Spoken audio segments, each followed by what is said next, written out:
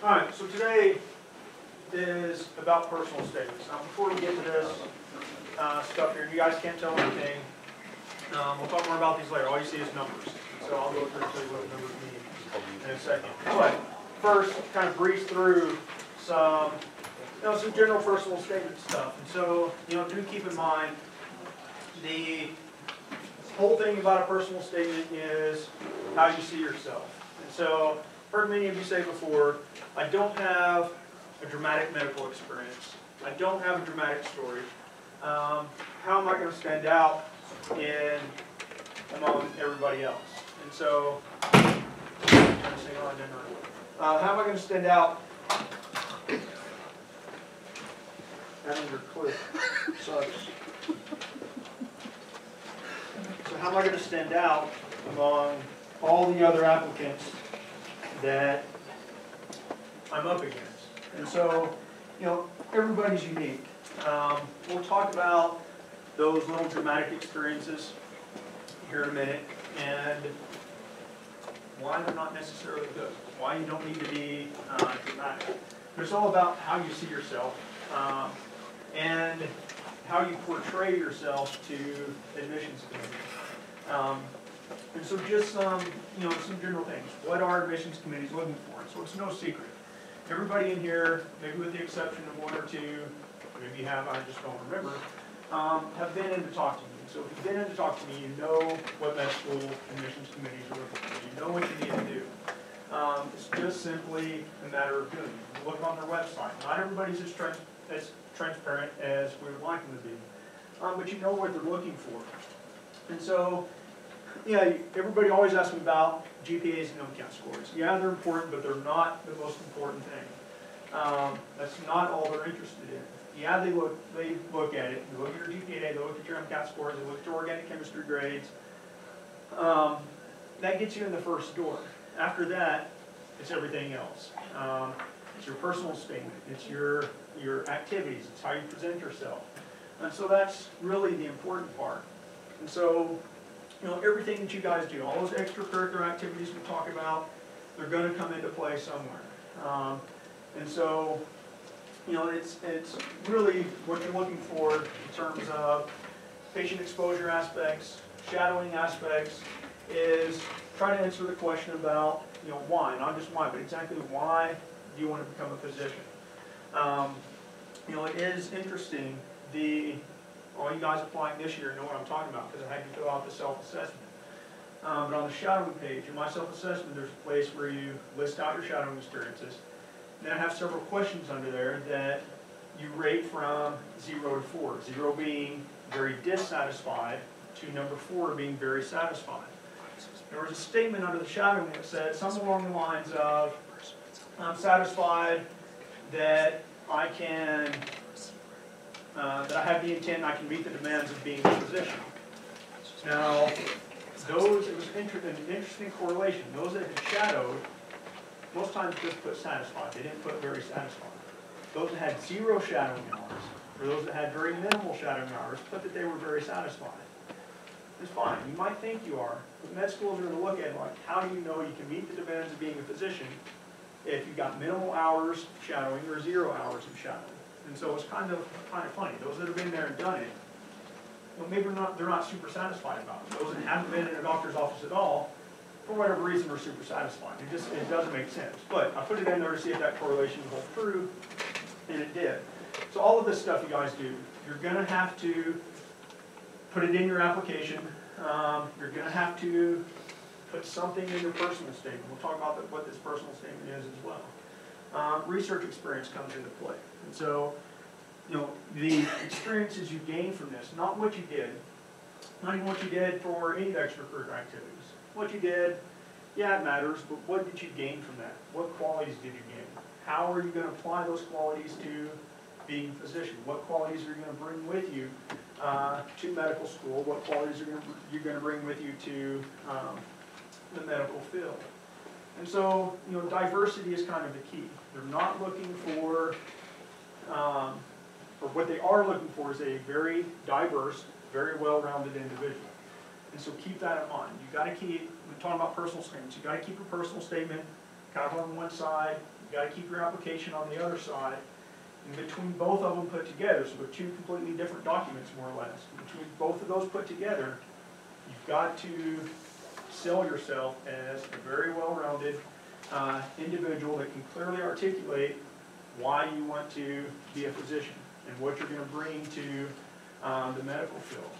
Now, some of those other things that come into play, a lot of times you're thinking just in terms of these extracurricular activities. You're not thinking about, you know, the little tidbit things that you do. If you don't directly fit into an extracurricular activity, you might think, well, it's not medical related, med schools aren't going to care. You know, these kind of things here, you're probably not going to put in your application somewhere, but those are good things to include, potentially good things to include in the personal statement, if the wording is correct. And they want to see that you're committed. And so that's, again, where all these extracurricular activities come into play. Are you ready for the length of not just med school itself, plus internship, plus residency, but the length of hours each day that you're going to work once you get out? Are you ready for the challenge? Are you ready for the physical and mental and emotional strain that comes with it? And so again, they're trying to figure all of this out simply by, one, looking at your personal statement, and two, also looking at your application. So, you know, take into account the whole picture. We're looking for this well-rounded, very diverse individual. And as you read through some of these personal statements, when we get to comments here in a second, you will hopefully see what I'm saying. So there's no magic combination of various things that will create a very easy or a very unbroken or a straight path into med school. And so everybody's different. Everybody has their own experiences. Everybody has their own writing styles. Everybody's different. The key is that you have to sell yourself. Don't sell the next applicant that's in the stack. Don't do a horrible job where they just close your folder, they laugh at you, and they don't look at it again. Don't sell the next applicant. Sell yourself. And so you have to keep that in mind. And so, you know, this personal statement is one of the first things that they're going to read. And so here's some do's and don'ts and some things to think of. You know, when thinking of your personal statement, sit down and think. Don't just get out a pen and paper and start writing. Those of you that are applying this year, if you don't already have a draft, you haven't been through that draft 4 or 5 times, you're behind. And so by the time you have your interview with me, you should be close to what you think is a final copy of your personal statement. But it takes time. It's not a sit down and we work on it for a couple hours type thing. And so you'll think about several things. Think about how you're going to address these things in your personal statements. Your personal statements, not writing about your experiences during all the extracurricular activities. So what makes you special? Why do they want to pick you for admission? So don't just sit down and write something about yourself. You have to put thought into it. And for sure, don't pursue medicine. If there's anything else in the world you can possibly see yourself doing. Don't make it look like, and we'll see an example here in a second, in your personal statement. Don't make it look like, or don't tell them I want to be a physician or go into medicine because of this, this, and this, when you could do the exact same thing in public health, or as a nurse, or as an EMT, something of the sort. So you've got to be specific. You've got to tie it to exactly why you want to be a physician and only a physician. Why don't you want to be a nurse? Why don't you want to be an EMT? Something along that line. You also got to think about, you know, what drives you. You know, be exact. Don't just say, you know, I've had many experiences during my undergraduate career that have made me want to be a physician, and leave it at that. What are those experiences? Not what you did, but what about those experiences? What did you learn from those experiences that has solidified your goals into, or solidified your goals of becoming a physician? And so you've got to think of all kinds of things. You have to think outside the box here. What's your vision of medicine? How's this vision, and how are you as an individual going to impact medicine, you know, in the next 10, 20, or 30 years? More of a short-term type goal, more of a long-term type goal. And so, you know, what drives you? And so, very commonly, we'll see these examples too. Don't write about how you wanted to be a doctor since before you were even born. Or don't write, I've wanted to be a doctor since I was a kid. That's the easiest way to close your application and go to the next file. Don't write about a personal or family medical experience. Now, doing so is okay. Leave the details out. We'll see an example with a bunch of details here in a minute. Doing so is okay, as long as you reflect on it. Most everybody has some kind of medical experience you went through. Yeah, the medical experience might be a little bit different for each of us, but we've all had some kind of medical experience. You're wanting to go to med school, you're going to write about that medical experience because you think you can tie it into, the doctor helped me, so I want to be like that doctor and help people. Writing a medical experience is fine. Now, doing that alone, regardless of what the experience was, regardless of how traumatic it was, that's not going to set you apart at all. So that part's the same. What's going to set you apart is how you reflect on that experience. You put in some kind of traumatic medical situation in there, you're going to have to spend a lot of time reflecting on that experience. What did it mean to you as an individual? That's the part that's going to be different. Everybody's reflections are going to be different. Everybody's medical experiences are going to be similar.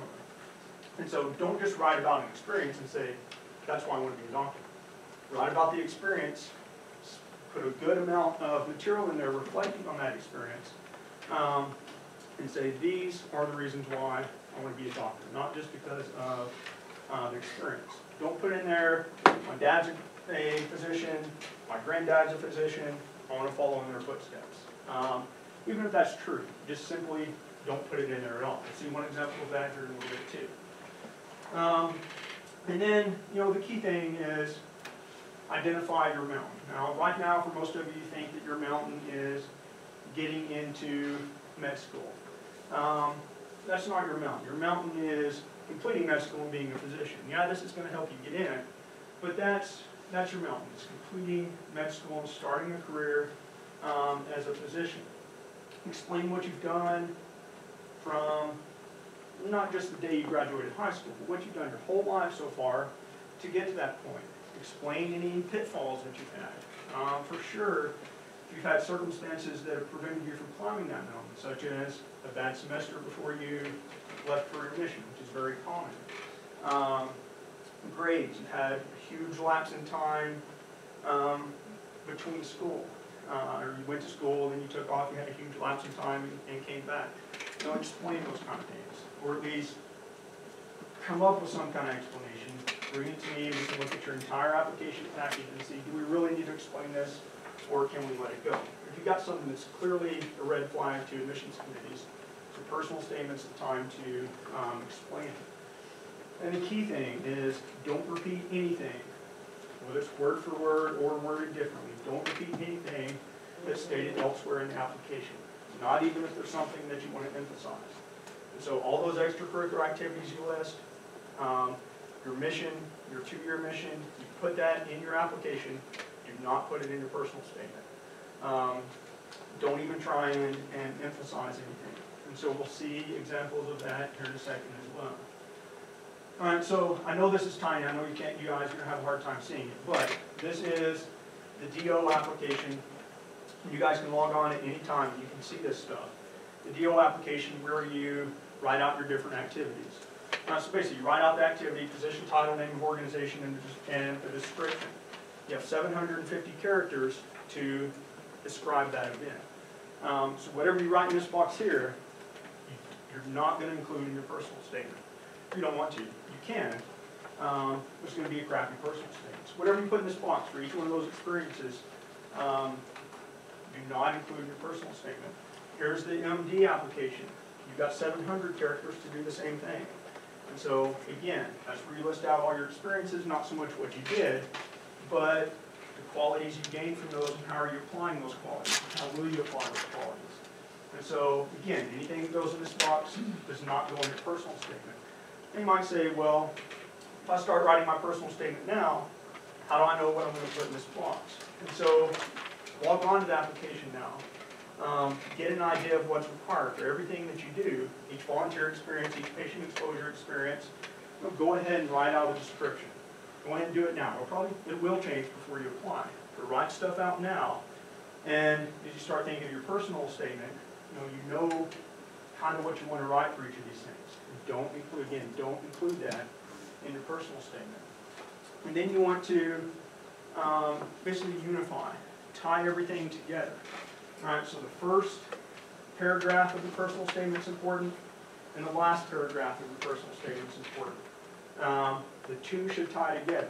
You start talking about one topic in the first paragraph, end your personal statement by referring back to that topic, tying everything that you've talked about all the way through the personal statement together. All of the last 2 or 3 sentences of a personal statement are the most important 3 sentences you're ever going to write.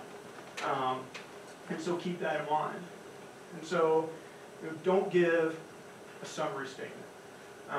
Don't make your last paragraph say in summary, in conclusion. Be creative. Tie it back to the very beginning. Tie it back to just a few sentences. Tie it back to the beginning. Tie it back to everything else you've written in your personal statement without putting in the words conclusion or summary or something of the sort. Also, as you're writing your personal statement, we'll see an example of this too. Don't use cliches. Don't use mottos. Don't use quotes. That's the easiest way to get laughed at. That's the easiest way to have your folder closed and stuck into a different category. A lot of people like to start off, there's one example in your little packet. A lot of people like to start off with this. Very first thing in the personal statement's a quote. Some people wait and put it at the end. There's another, or somewhere in the middle. There's another example of one we have in the middle. Don't use the quotes. Don't use cliches. And then don't be satisfied with a statement that when you send it to somebody to read, that they don't say, damn, that was solid. They say it's pretty good. They say it's okay. They say I like it. They say it's nice. It's not good enough. Now, if you bring me one to read, I'm never going to tell you, dang, this is really good, because there's always room for improvement. Even if I think it's the best personal statement I've ever read, I'm not going to tell you guys that. But there's reasons for that. Now, up here I put send it to friends and family for feedback. Yeah, most of you are going to do that. In some sense, it's almost the worst thing you can do. Because why? Now, if you send it to your mom to read, is your mom going to tell you, hey, this totally sucks? Probably not, right? So you're always going to get positive comments from friends and family. So, yeah, send it to them, grammar-wise, that kind of thing. Send it to them because, they've known you. You grew up under their house. They know things that you've done. They might see something that, hey, I think this might be really important for you, but you forgot to include it in here. Or maybe we could tie this in. But as far as, is it a very solid personal statement for med schools, don't listen to what your mom has to say. Because they are biased. And we all admit that. And so, be honest with yourself. Write your personal statement, read it, and again, you're going to be kind of biased, but if you're reading that personal statement, would you want to meet yourself? If you're on an admissions committee reading your own personal statement, would you want to meet yourself and accept yourself to med school? Or right off the bat, you're going to say, yeah, that's what I'm trying for. But really read it. Be really honest with yourself. And so, don't be a stereotype. Don't put any stereotypic deals in there. And so again, that kind of goes back to these dramatic medical experiences. But, make yourself stand out. Yeah, it's all about how you see yourself. But it's about how you make yourself visible to the admissions committees as well. The other thing to keep in mind is pay attention to character limits. All right, so here's the DO application again. All right, so at least this past application cycle, this kind of changes sometimes. Past application cycle, you had 4,500 total characters. That includes letters, periods, spaces, apostrophes, commas, everything else. About a page and a half or so. For the MD application, you had 5,300 characters. So we go back. It's about a page and a half. This one's a little bit less, about a page. So you don't have much space to sell yourself to an admissions committee. These numbers could change for this next application cycle. They may not. Something we don't know yet until May when it comes out. All right, so keep all that stuff in mind when writing your statement. All right, so when you're writing your personal statement, who are you going to become best friends with? Spell check. Don't say me. Spell check. Well, spell check should be your second best friend. English.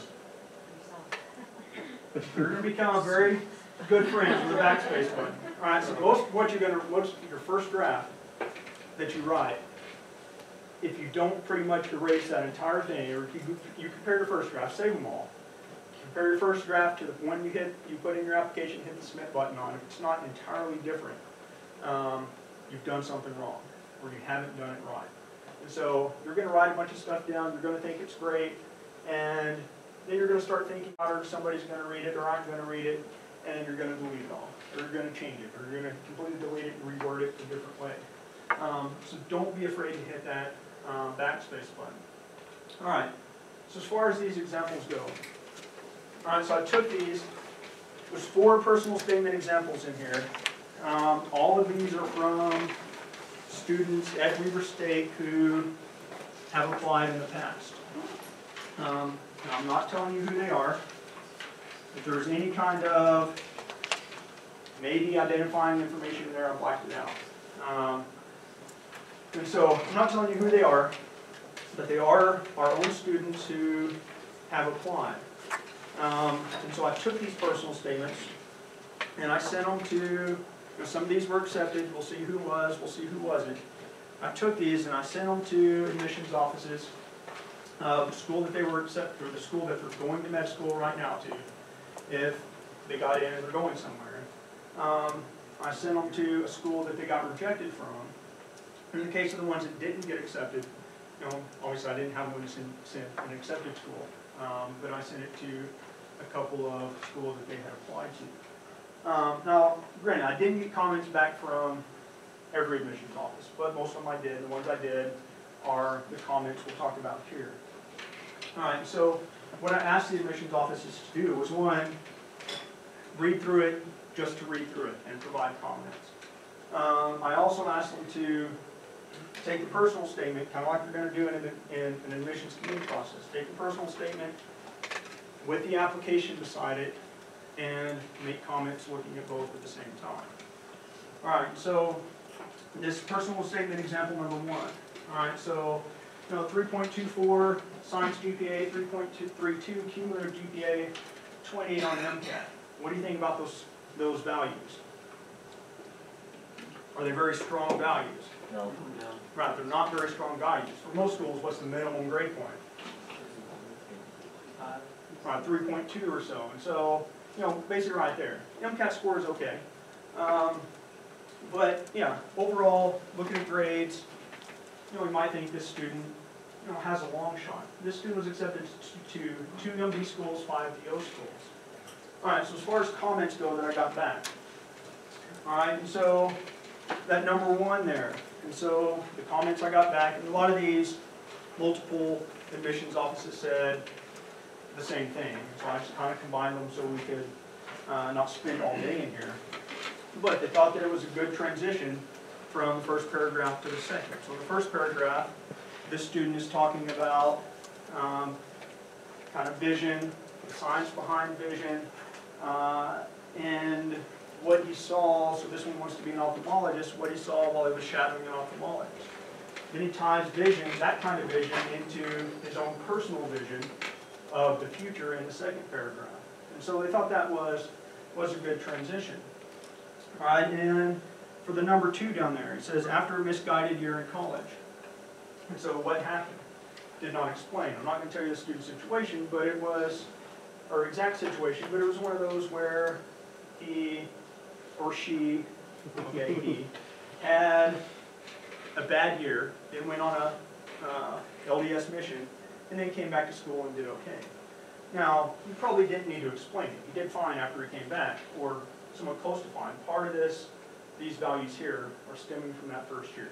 Horrible, absolutely horrible first year.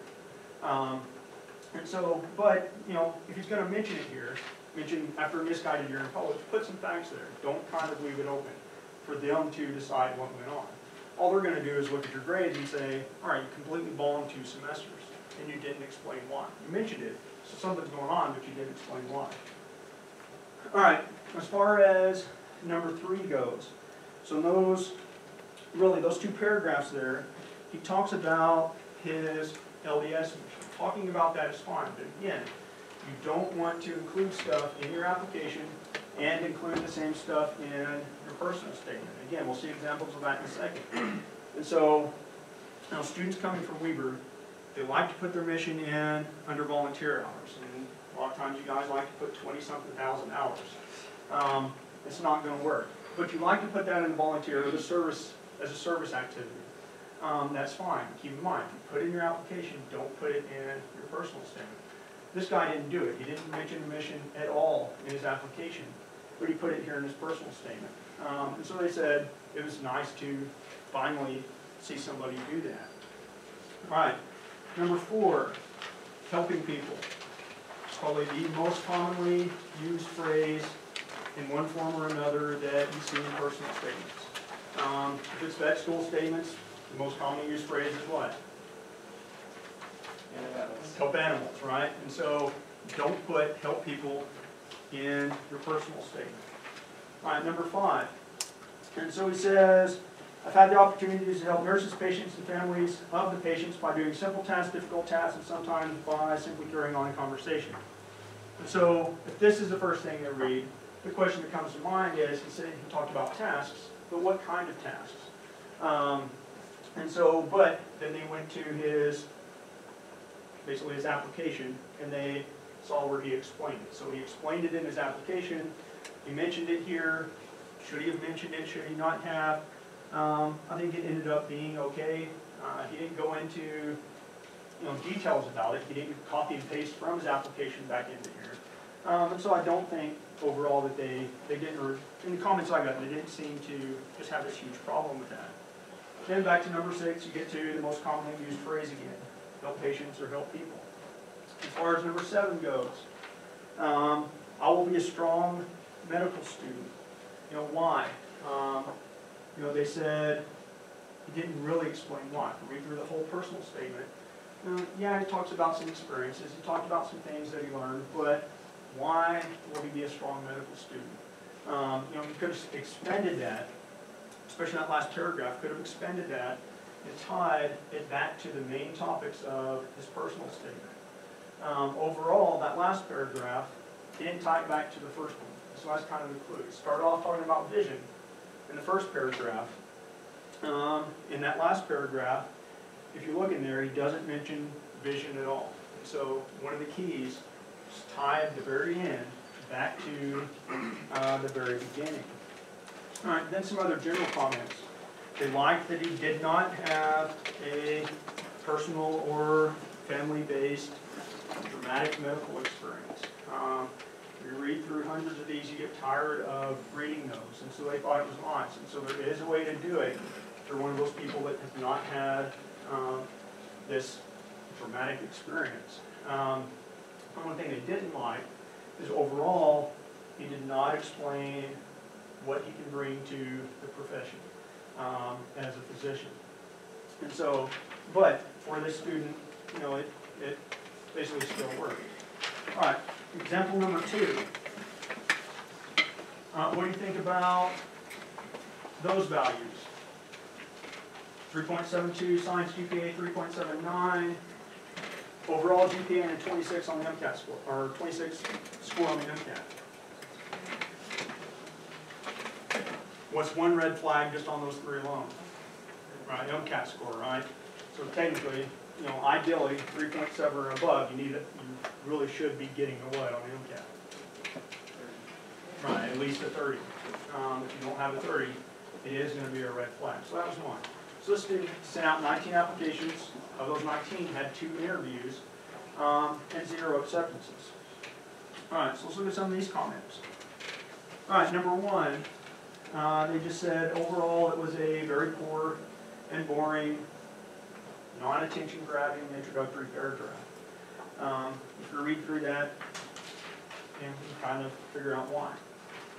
Number 2, that whole second paragraph there is a personal / family dramatic medical experience with essentially 0 reflection.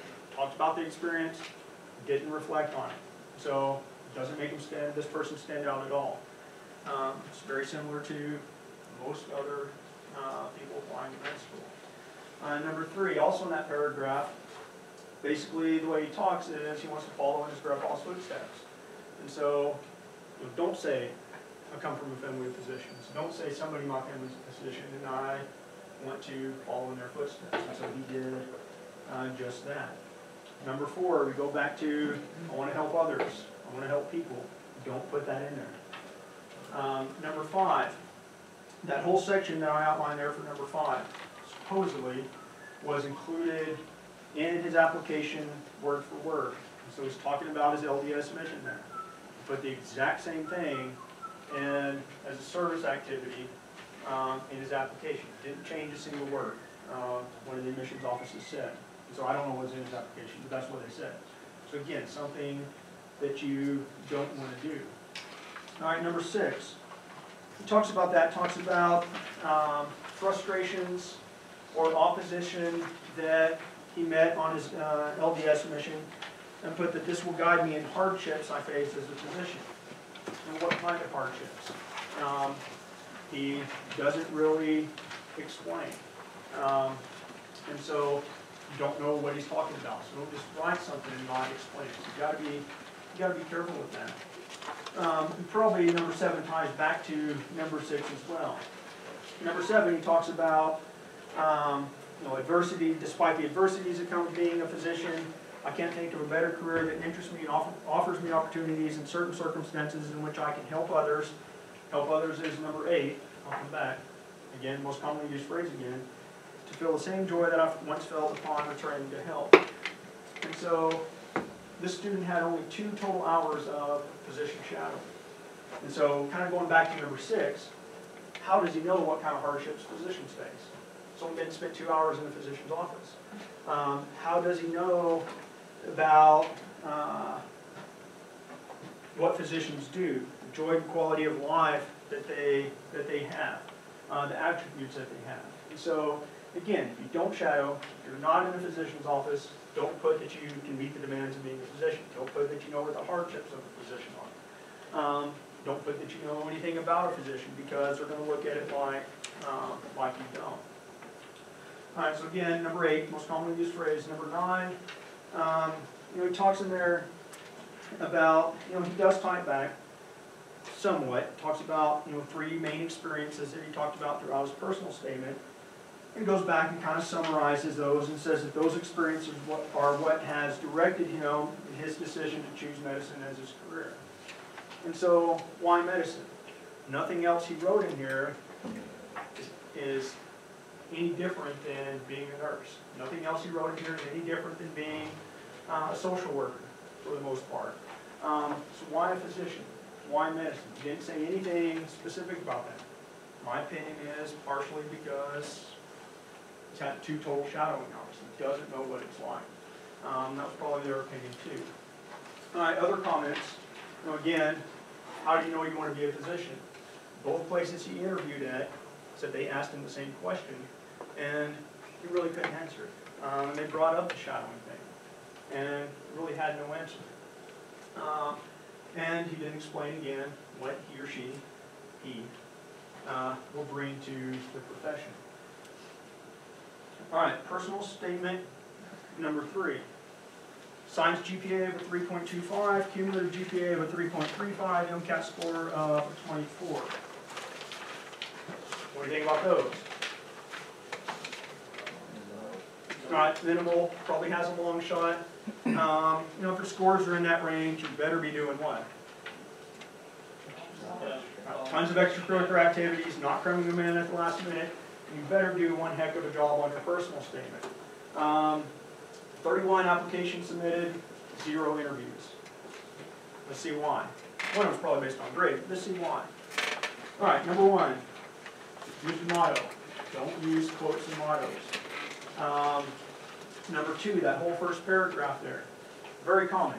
Any single applicant, all of you guys in here right now, could say that exact same thing. It's true for every single one of us in here. And so, not off to a good start. Number 3, Another medical experience, however, it does not reflect on it. And so, again, keep that in mind, some of the same things we've already seen. Number 4, he says, my sister who was paralyzed at the age of 22 was a life-changing experience. Why? Again, he didn't reflect on it. Why was it a life-changing experience? Tie that back to, why do I want to be a physician? Did not do that. Number 5 is interesting. He puts in there, starts that paragraph off with, I am a doer. If you look at all of his extracurricular activities, well below average. 0 patient exposure. If he's a doer, shouldn't he have a little bit more than this? So don't put in there that you're a doer if you can't back it up. And so they thought that comment was quite funny. I even got a phone call about that comment. Number 6. Number 6 wasn't necessarily, supposedly wasn't very, or necessarily worded word for word as other parts in his application, but it was very close. Again, you mention it in your application. Ideally, you don't want to mention it in your personal statement. The theory is talking about being in the Army, he's got 2 different things in there, if I remember right. First line up there talks about being a team leader in the military. Second, he talks about something else. I'm going to read through it right now. But he kind of put this whole Army thing into 2 different categories in leadership. It didn't change, or then when you put it in his personal statement, it didn't change much. Number 7, that whole paragraph was included word for word in the application. Again, it's another LDS mission paragraph, included in one place or the other. And so if you do include it both places, ideally I'm going to say no, but if you do, don't do it word for word by any means. Number 8 starts on the bottom of that page and it's 2 paragraphs. Goes down to where all the arrows are. Comments were these 2 paragraphs are just strange. One dean of admissions wrote down WTF with a question mark. And so, read through them. Read through them. You'll see why. Yeah, they are kind of strange if you read through them. All right, number 9.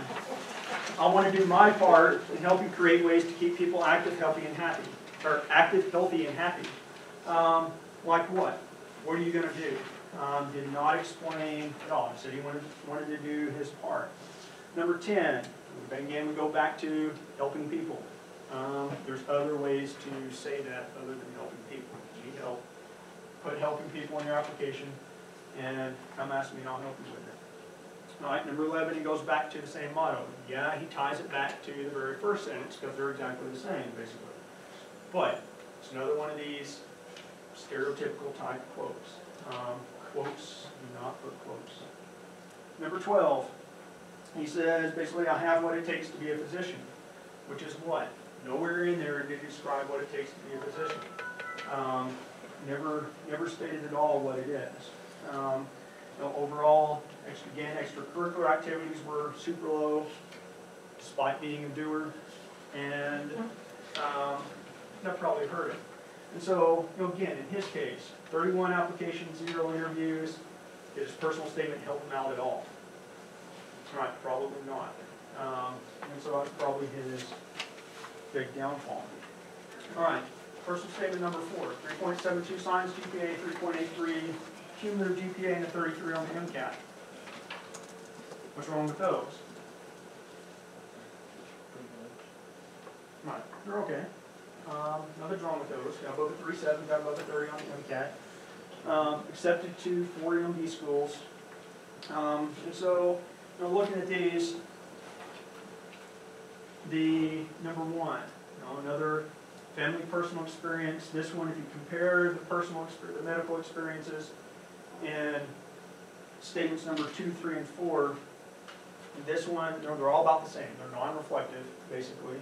But this one goes into a lot of details, talking about specifics in terms of a cough. In my opinion, this person's getting a little too wordy. But none of them said that. Gasping, burping sounds. They don't care about those specific, intricate details. If you want to write about an experience, do so. Then again, make sure that you spend a lot of time and have some good reflection on the topic. Number 2 down there, again, using the quote and motto. Now, if you read through it, he or she, I guess it's she, because we see mother in there, does tie some of it back to that quote or motto, but again, it's still using a quote or motto, and that is a little bit too cliche. All right, number 3. What you don't want to do is bring up gender, bring up race or ethnicity in order to try and get an advantage. And if you read what she has in there, your opinion may not be that she's doing that. Mine initially was not that she's doing that. And some of the people, or one of the people that gave me a comment back said, yeah, clearly she's trying to gain an advantage by, saying she's a Hispanic and Hispanics don't get into med school, or saying she's a woman and females don't get into med school. So stay away from that stuff. It's not going to help you at all, and in all honesty, it's going to look bad. Number 4. All right, so this one was interesting. Through the tutelage of great mentors and by working diligently, I can reach out to ethnicities and the disadvantaged as I attain my career goals, both serving and mentoring them as much as possible. Nowhere else in her application did she say anything about working with disadvantaged. Now, do med schools want people who will work with disadvantaged populations? Right, they do, right? But don't just put it in your personal statement. Say, I want to work with the disadvantaged, or I want to work with the low-income population, if you haven't done anything extracurricular-wise with that population.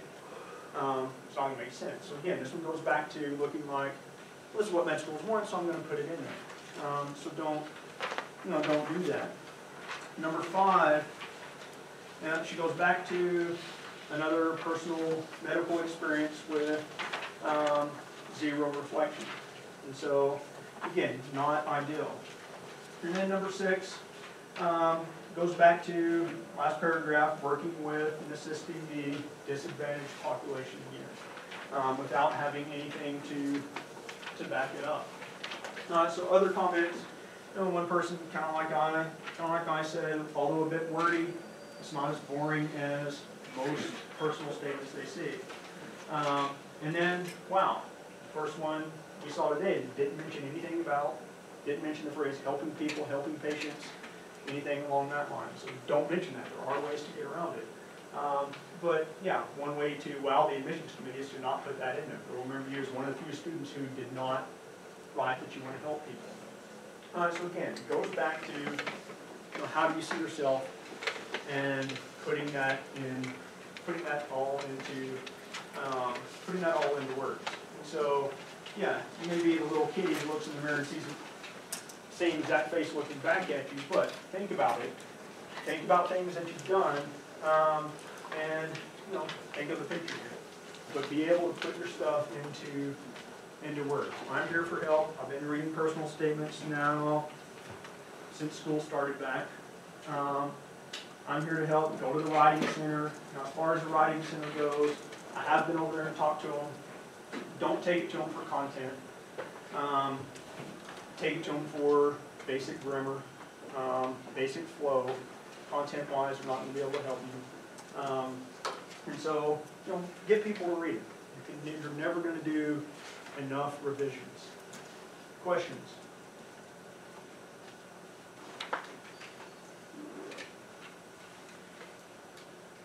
What's the other thing you don't want to do? Can you find personal statements online? No, you can't, all over the place. Do not copy and paste from another person's personal statement. I was just going to add something that I learned through the process. I noticed that when I was trying to come up with ideas for my personal statement, I kind of procrastinated and didn't have it done like when he said like you should have it done now after applying. I kind of got the MCAT done and then like focused on the personal statement as much as possible. But because I did that, when I sent it to family and friends, like they didn't have the sense of urgency that I did to like submit it as soon as possible. And so a lot of them took their sweet time to go over it when I like had to remind them and stuff. So that was something that I would recommend that you do early, because when you ask people to go over it, they're not going to do it right then. They're going to do it like in a week. You know what I mean? Because they're busy doing stuff. Even if you bring it to me, please, earlier the better. Don't expect me to get back to you right away. I've got a stack of them on my desk right now to read. So I'm gonna read those before I read yours if you bring me yours today. So please don't think I'm gonna get it back to you tomorrow, because it's not gonna happen.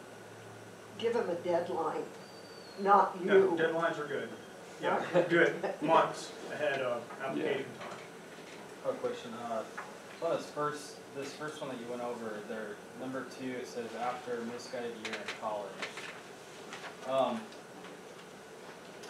be honest, I'm in a similar boat as far as trying to make up for a bad first year.